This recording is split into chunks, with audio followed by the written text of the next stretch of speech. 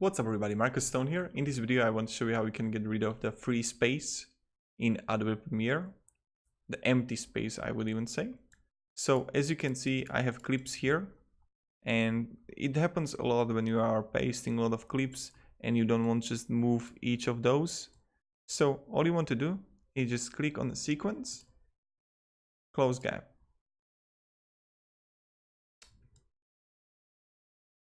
Sequence, close gap.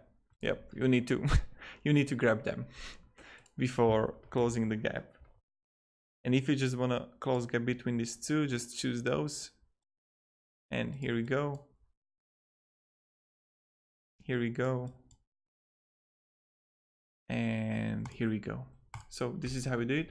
Hope you enjoyed this video. If you did, you can support me and subscribe. I'll really thank for that. Thank you very much everybody, and goodbye.